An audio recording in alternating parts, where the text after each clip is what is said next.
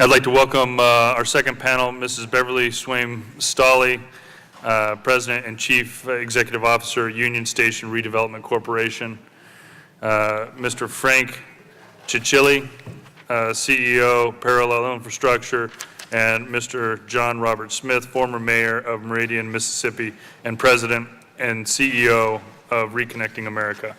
I ask unanimous consent that our witnesses' full statements be included in the record. Without objection, so ordered. Since your written testimony has been made part of the record, the subcommittee would request that you limit your oral testimony to 5 minutes. Ms. Swaim Stolley, you may proceed.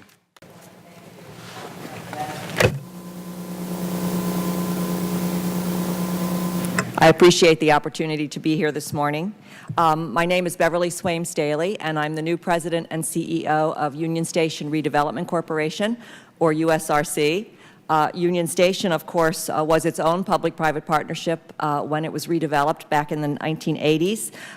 Congress passed the law and requested that the Secretary of Transportation in 1983 establish USRC to manage Washington's Union Station through the redevelopment in such a manner that it would protect the historic character of the building, maintain it as an intermodal transportation facility, and permit it to operate as a commercial entity without subsidy from the federal government. So I've had the privilege of being the president and CEO for just 10 months, but I've been asked to be here today to talk about my experience in Maryland, where I served as the CFO, Deputy Secretary, and Secretary of Transportation for the past 3 years.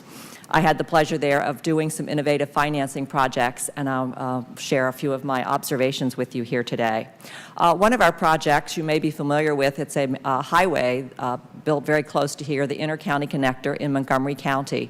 It was one of the most expensive and largest highway projects built in the last 5 years.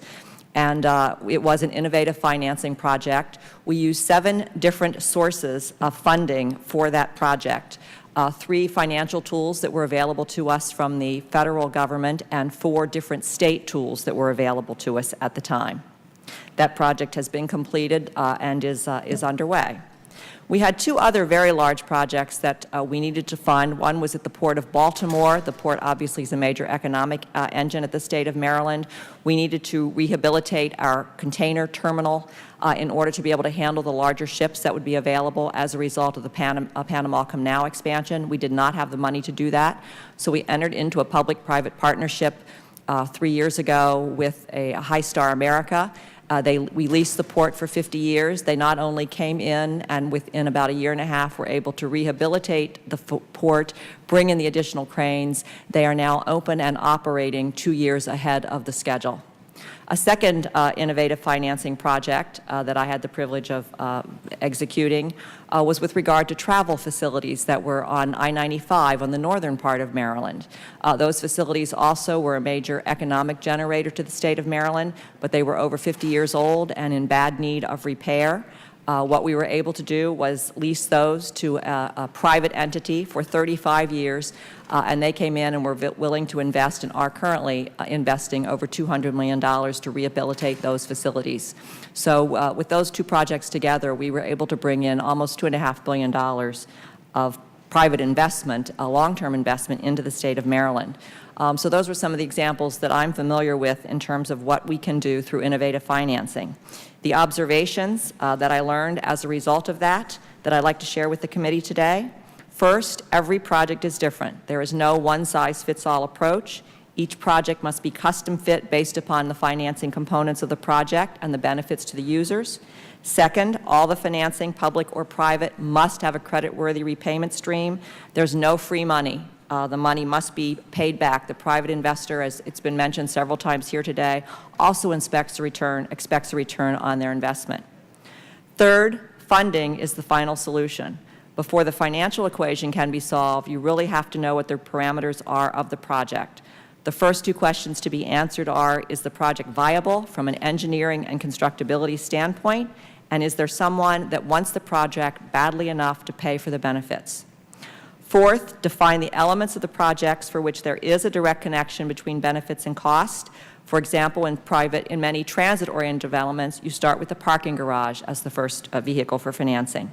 And fifth, can the revenues and benefits from single assets, such as a parking garage, be leveraged to finance all or other portions of the projects? I guess I'll have the opportunity to learn from these experiences, hopefully, in my new position as the President and CEO of Union Station. As I'm sure you're aware, we are about to embark on another redevelopment of the station. That station has functioned very successfully for the past 30 years, but we are currently at capacity. We service not only Amtrak, but commuter rail, and are also the largest subway in the system. So we are undertaking right now the latest in a master plan redevelopment, and as I just said, the first thing we need to do before looking at financing there will be looking at exactly what the project is. But we will be looking at all the tools in the toolbox, many of which have been mentioned here today, not only the federal and state funding, we have many partners, but obviously value capture, tax increment financing, and whatever vehicles are available to us at that time. I thank you for the opportunity to testify and invite you to visit Union Station and hear more about our plans. Thank you. Mr. Cicilli. Okay, well, good afternoon, and thank you for this opportunity. Chairman Denham, Mr. Nadler, and members of the subcommittee, I appreciate the opportunity to participate in this hearing, and I'm pleased to share with you a private industry perspective on innovative financing approaches that can benefit the passenger rail industry. My name is Frank Cicilli. I'm the Chief Executive Officer of Parallel Infrastructure, which is an asset development and right-of-way management firm based in Jacksonville, Florida. And I'm pleased to note the home city of our distinguished ranking member, Congresswoman Brown, who I understand can't be here this afternoon. Parallel Infrastructure is a wholly owned subsidiary of Florida East Coast Industries, and together with our sister company, Florida East Coast Railway, our heritage was established more than 100 years ago by Mr. Henry Flagler. Although operated independently from one another, our companies are all focused on creating value from transportation opportunities, including associated real estate and right-of-ways. Together, we work to maximize the value of our own 351-mile rail corridor, which traverses through areas whose total population is just under 9 million people, stretches from Jacksonville to Miami, and connects to 3 major seaports. I believe that the lessons we've learned can be employed to provide a new source of financing for intercity passenger rail systems in our country. Parallel Infrastructure was established just 2 years ago and has quickly become a national player. By entering into innovative revenue share agreements with right-of-way property owners, we help to monetize their underutilized real estate without interrupting their core operations. The result is increased revenue for a right-of-way property owner with little to no risk. In collaboration with our clients and using our own capital, we take the lead in proactively leasing right-of-way land, deploying communications facilities, creating energy distribution systems such as pipelines, and building advertising, parking, and storage structures. In our short history, we've established asset development agreements with 28 freight railroads managing more than 5,000 leasing contracts over roughly 1,800 miles of railway. Our business model is straightforward. We provide both the capital and resources to develop revenue-generating assets on a right-of-way property and share the returns with the property owner. This frees the property owner to use their capital and the new revenue streams that we generate to improve their infrastructure. With more than 1 million miles of transportation corridors in the United States, the opportunity to earn revenues from this right-of-way real estate is significant. For example, assuming earnings of just $1,000 per mile from the activities I've described, 1 million miles of corridor would generate $1 billion. While that number may sound ambitious, I'll tell you that our own 351-mile corridor is generating about $50,000 per mile. Proactive and aggressive right-of-way management, whether in the public or private sector, maximizes the values earned from real estate assets, provides additional recurring revenues for the owner, and allows an owner to access new capital by collateralizing predictable revenue streams. For example, if a transit agency generates $10 million of annual revenue from their right-of-way, it could easily use that as collateral to secure $100 million in capital through a financing transaction. So, by unlocking the value of underutilized real estate, using a third party's capital, an agency is in position to leverage the annuities to take on new projects. Another benefit of these types of arrangements is for landowners to obtain access to these new assets to fill their own operating needs. For instance, Parallel Infrastructure recently leased space in our corridor to a leading telecommunications company who's building an advanced network for its own customers. Through our arrangement, our All Aboard Florida and Florida East Coast Railway sister companies can also access these assets for their own needs, such as deploying positive train control and offering uninterrupted Wi-Fi service to the passengers of our All Aboard Florida Intercity rail service. These examples, using existing assets to generate new sources of revenue, are one innovative way to finance passenger rail in the United States. When you look at intercity passenger rail systems, even in the well-utilized Northeast Corridor, Amtrak's passenger revenue and congressional subsidies combined do not adequately meet operating and capital expenditure requirements within the corridor. Amtrak's own estimates state that it will take up to 15 years to bring the Northeast Corridor to a state of good repair, even if they received all their requested annual funding from Congress. I believe that innovative private sector partnerships can close the funding gap and help shorten this time frame. The 2008 PREA Act sought to enhance the relationship between the states and Amtrak. PREA's successor should seek to strengthen those provisions and provide incentives that take advantage of private sector expertise where appropriate, particularly if they generate dependable revenue streams. By aggressively monetizing ancillary assets through proactive right-of-way management and asset development, intercity passenger systems will be financially stronger, more viable, and better positioned to leverage steady revenue streams, revive dormant assets, and ultimately thrive in ways that have not been accomplished in the last 50 years. I want to thank you for the opportunity to speak with you today, and I'll be delighted to answer any questions or address any comments you may have. Thank you. Thank you. Mr. Smith.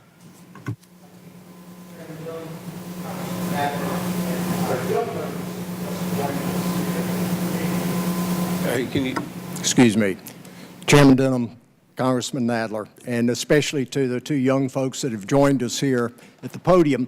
I served as the Republican mayor of my hometown of Meridian, Mississippi for 16 years, and I also served as chairman of the board of Amtrak, and I want to thank you for giving me the opportunity to share thoughts about a subject that's occupied a good bit of my adult life, and that's how we take transportation systems, passenger rail in particular, and leverage the economic impact to our hometowns, whether they are large metropolitan areas or small urban places in rural America.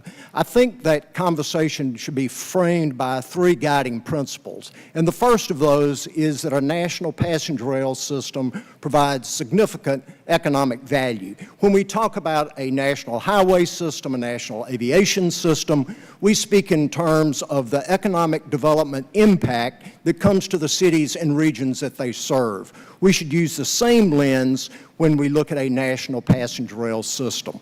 More and more people are using passenger rail to be connected to jobs, to health care, to education, to tourism, which is the second or third largest industry in most states. Passenger rail connects senior citizens and college students alike. I have a letter from the president of Grinnell College in Iowa, and he states that lacking a passenger rail connection to Chicago greatly hampers the growth and recruitment of that college and indeed the entire region. I have a letter from the mayors from New Orleans to Tallahassee, Florida, seeking restoration of the passenger rail service they lost due to Katrina. Now, they believe that the right passenger rail service along that corridor promises great economic impact to that growing, developing, thriving linear region along the southern Gulf. You see, they recognize that the value is being part of a national system. That's why you see exciting projects like Union Station here in D.C.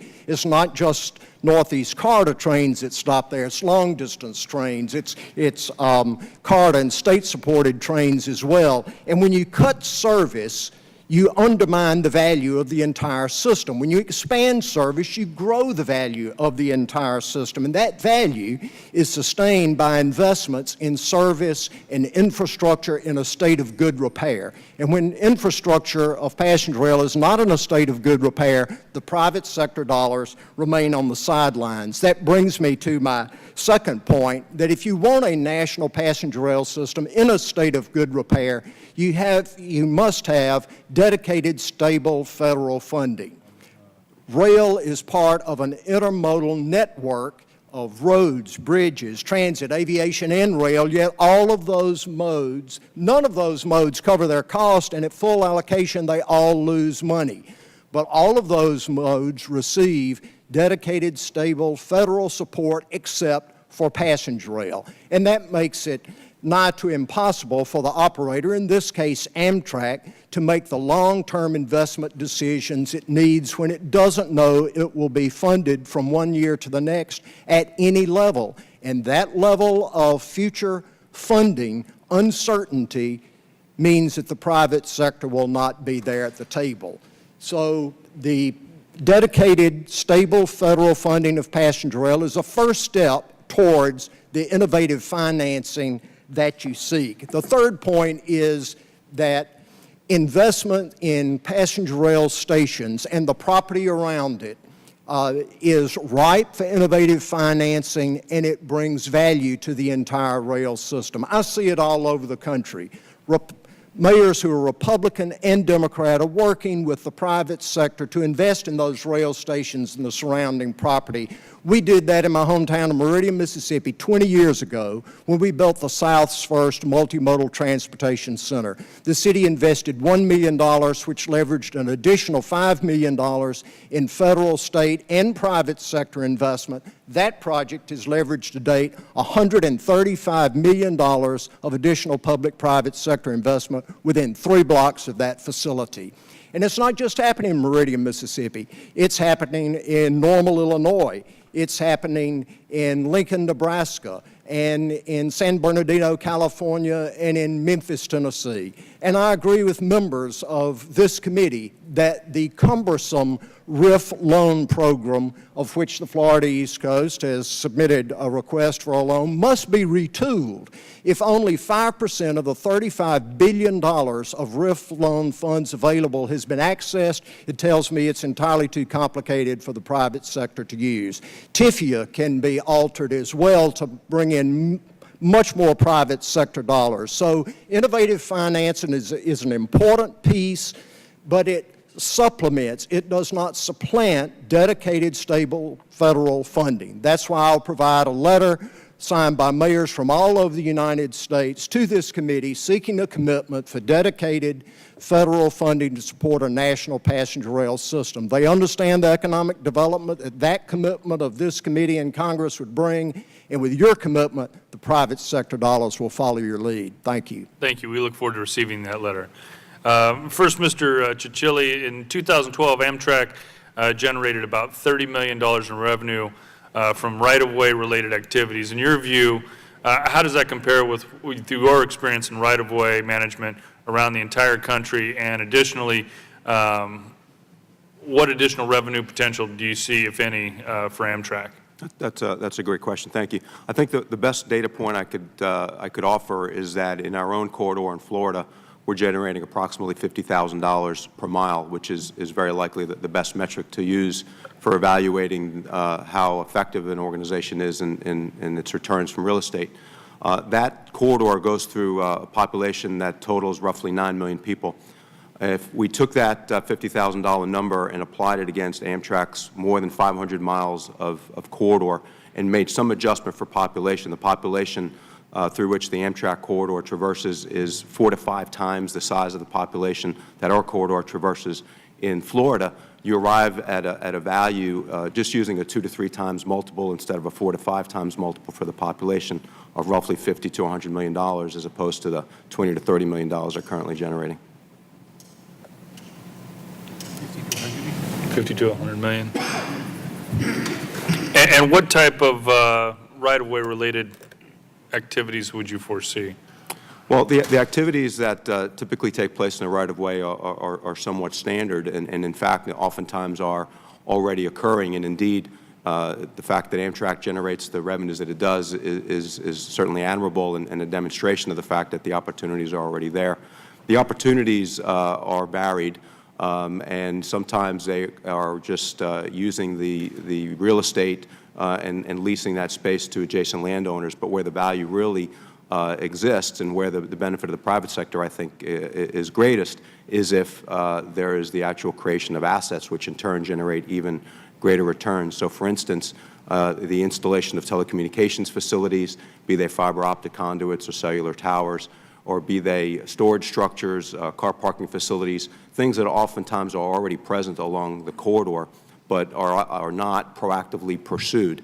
Crossings in the corridor, again, very likely do exist in the Amtrak corridor, but not likely proactively pursued. Pipelines are another popular infrastructure asset that you find deployed in a right-of-way corridor.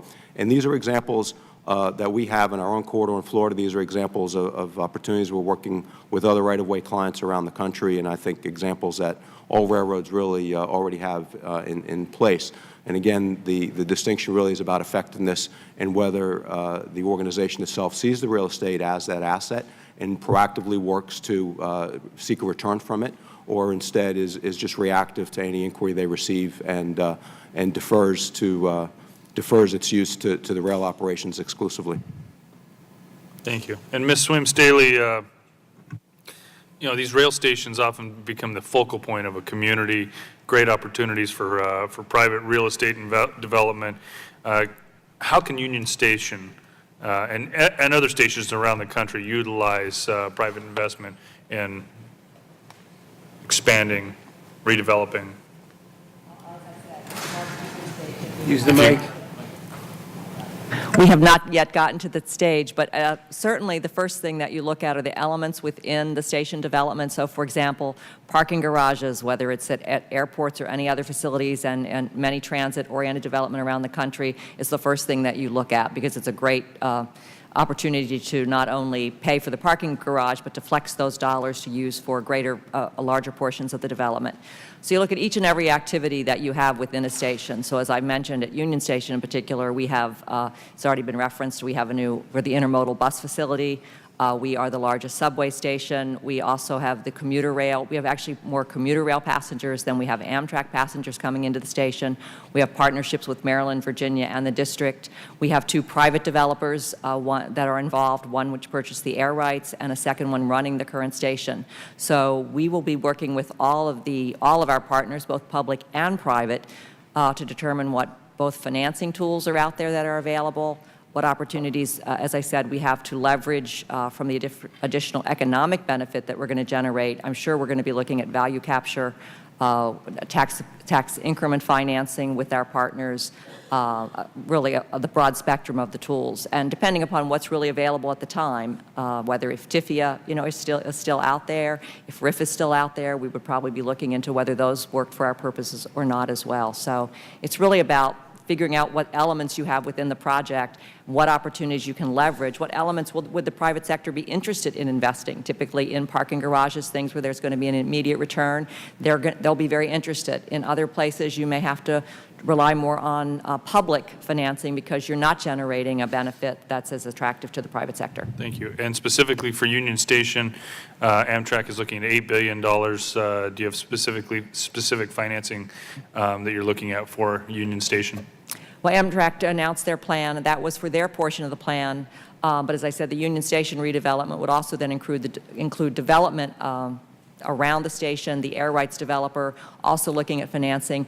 And at this point, we're trying to take the vision that was articulated that you're familiar with and really determine now exactly what a revitalized Union Station would look like, what the components would be, where they would be within the air rights development and the other new development and the Amtrak redevelopment that's taking place. So we're not yet looking at the financing piece. Thank you. Mr. Nadler. Thank you, Mr. Thank you, Mr. Chairman. Mr. Cicilli, in your testimony, you mentioned you were selected by Allegheny County to build facilities on county property, which you will lease and then share revenue earned from the facilities with the county. This will create a long-term revenue stream for the county and for your company. Is this relationship typical when you work with the public sector to leverage railroad right-of-way? It is. In fact, some of the arrangements that we have with railroads are actually with public authority right-of-way owners. So that arrangement, although with Allegheny County it relates specifically to real estate parcels, there are similar arrangements that we have with authorities. Okay. And let me ask you the following question. So a railroad owns right-of-way. Let's assume that it decides that a good use of that right-of-way for ancillary revenue would be a telecommunications line, fiber optic. Why would it contract with a company like yours? Why would it not go directly to Verizon or AT&T or Sprint or whoever and have them make a deal with them? In other words, how does a company like yours fit into it? Understood. No, a very, very good question. And in fact, very likely much of the revenue, if not all the revenue. I can't hear you, sir. I apologize. I would say that, in fact, much, if not all, the revenue Amtrak derives today are very likely from the arrangement that your example, cites, where it's between Amtrak and potentially an infrastructure provider. I think where our arrangement is different is that firms like that are typically looking for a way of deploying their assets in a right-of-way that allow them to serve their customers. And oftentimes, they find that right-of-way owners are difficult to do business with. Our heritage with respect to working with railroads means that we have an understanding of how to A, make those connections, and then B, willing to invest our own capital so that... So you would be hired initially by AT&T and not by the railroad? If we're the ones building an asset, then we in turn would be the one leasing the asset. So No, but I'm saying it wouldn't be the railroad that would go to you. It would be the guy who wants to use the company that wants to use the right-of-way? The people, the way the commercial arrangement would work, and has worked, for instance, with Allegheny County and others, is we sign an agreement to build the assets, communications facilities in particular, and then it's our responsibility to go out and to identify tenants for those facilities, and we share the revenue. You signed the original agreement with the railroad, not with AT&T. Our agreement is with the railroad to share Okay. the revenues that we earn. Okay. Now, you said $50,000 a mile, or maybe $50 to $100 million. $50 to $100 million for what length of track did you say? We're earning $50,000 per mile along our 350-mile corridor. Amtrak has approximately 525 miles of corridor. So that would be $50 to $100 million over that. That itself is $25 million, and then making some adjustment for 4 to 5 times the population count, which should imply that... Okay, now I thought I heard a few minutes ago someone estimate that that right-of-way in the Northeast Corridor could be worth $1 billion. Is what? A trade-in. Trillion. $1 trillion. Is that realistic? Well, what I'm speaking specifically to the right-of-way, and I think the Amtrak system includes many more real estate assets than just the right-of-way. So with respect to the types of... So we're talking about apples and oranges. I'm talking specifically about the dirt the track runs along, as opposed to maybe the stations and other opportunities. Okay, let me ask you a different question. Thank you. In your testimony, you state that the time is now for the public sector to take this step towards actively managing rights-of-way by leveraging the private sector's experience and capital. Is there any way that the public sector can leverage railroad right-of-way to generate revenue without hiring an intermediary firm? And I suppose your answer would be, if I'm guessing from what you said before, if it's dealing with a very large vendor like AT&T or somebody, but not otherwise. I think there's a difference in terms of effectiveness. So theoretically, what can be achieved by a right-of-way owner on its own would be the same. In practice, our experience has shown that that's not the case. Okay, thank you. Ms. Staley, in order to attract private support for the public-private partnerships that you talk about, how important is it to have strong political and financial backing for the project at the federal and state level? Well, it's obviously very important to have support from not only federal, state, but your local, and in station redevelopment, the neighborhoods as well, and the political support from those all. Thank you. My last question, Mr. Smith. You mentioned that a national passenger rail system has significant economic value, and that if any set of connections is eliminated, that is through reductions in service, the value of the entire network is diminished. That was your statement. Can you talk about why long-distance service is important and what it contributes to the economy? And what do you think will happen to the service if states are forced to pick up the tab for them? And do it in the context, please, of my understanding, or if I'm wrong, please tell me so in your opinion, that it's very rare for someone to take a long-distance route from, let's say, Chicago to L.A. by rail, but that the intermediate steps are what's really important. That to go from Chicago to this place or from this place to that place is why you need those routes. Well, you're exactly right, Congressman. When you think of a... Mr. Smith, I'll give you 30 seconds. If you were to fly from one point to the other, you don't have those midpoint connections. So when I take the Crescent home from D.C. to Meridian, there are those segments that are joined together that make one continuous route, but people can be on, off, and access it from state to state or city to city. So that's what you're talking about, linking those pairs through a corridor that serves a region of the country that wouldn't be served otherwise. That's economically important because? It's economically important because where that train stops in those cities is the opportunity for investment in leveraging that station and the property around it. And you can see it up and down long-distance train corridors and other passenger rail service all over this country. Thank you. My time has expired. Mr. Micah. Thank you, Mr. Chairman. Mr. Smith, are you aware of what the federal debt is approaching? What figure? I couldn't give you a That's specific number. More than but it's 16 huge. trillion, heading towards 17 trillion. Say that's about right? If you say so, sir. Well, I say so, and that's the fact. And right now, with deficit spending under this administration, we've been borrowing about 40 cents on every dollar that we're spending. That's the way we're financing things right now. Are you aware of that? Yes, sir. We're financing lots of choices with that. I have, for example, I had a mother contact me, and they're cutting out hot meals, I guess warm breakfasts for our troops that are serving overseas. Were you aware of that, to cut back? No, sir. My focus is transportation. Yeah. And have you heard about the chef conclave to cook up new exotic dishes on the Amtrak money-losing routes? Well, I actually ride those trains, and the dishes are not exotic aboard that service, and I think that ignores the larger Are you aware of the issue. Crescent? We lost $48 million, Yes, sir. which we had to borrow. But ridership is up on all of those long-distance routes. All the top three, it's actually down, and the losses have actually increased. So $40 million, and I have to make choices here. Is it hot meals for my service or a gourmet meal? Now, let me ask you about your little memo that you sent to my mayor and other folks as a former mayor.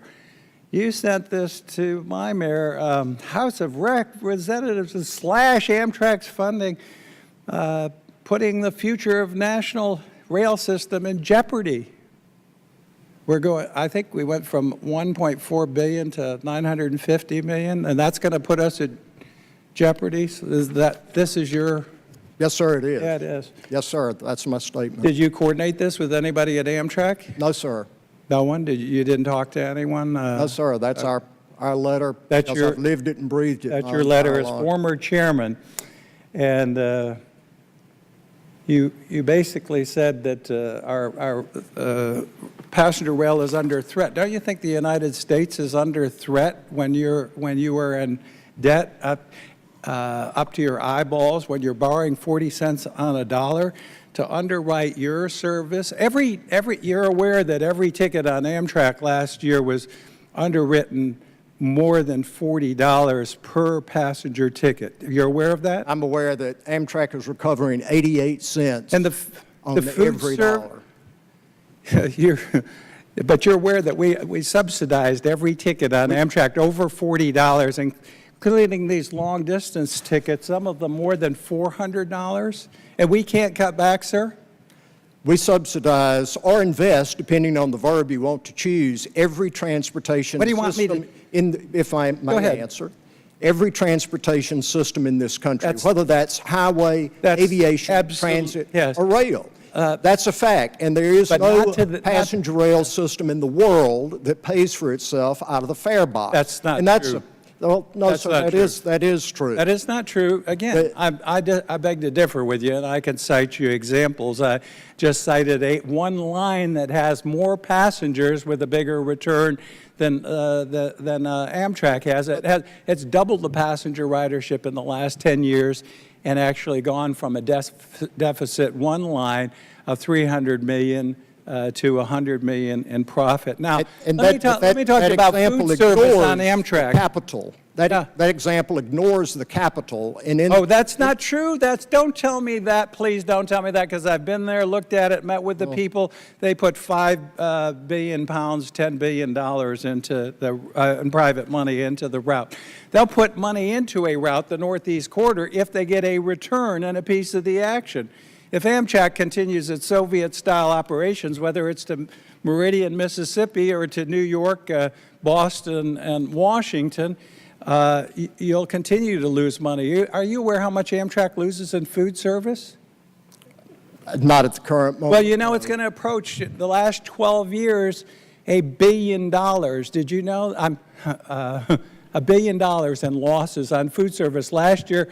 According to a testimony I had, the guy sitting in the chair next to you a few weeks ago was $72 million loss last year, and I think they cooked the books on that. So you don't think we should cut back, that I should make the choices and have my, go back and tell that mother, you know, we need to put this money into Amtrak. We can't take any cuts out of Amtrak.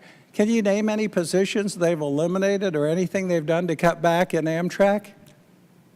That's a false choice, Congressman. Oh, it's not a false choice. These are choices I have to make, and I'm not happy about Amtrak's performance, and I'm not happy about your communication to my mayor. Thank you.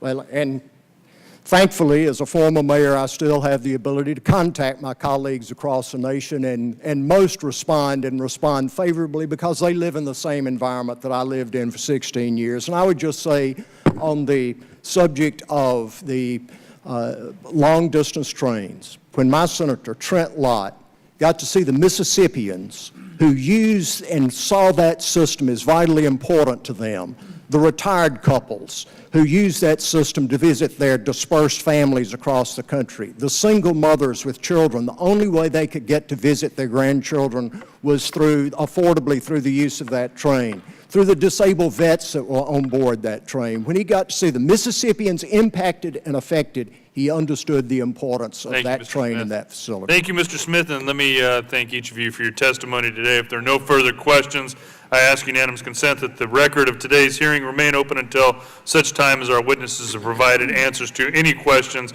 that have been submitted to them in writing. And unanimous consent that the record remain open for 15 days for any additional comments and information submitted by members or witnesses to be included in the record of today's hearing. Without objection, so ordered. I'd like to thank our witnesses again for their testimony today. If no members have anything to add, the subcommittee stands adjourned.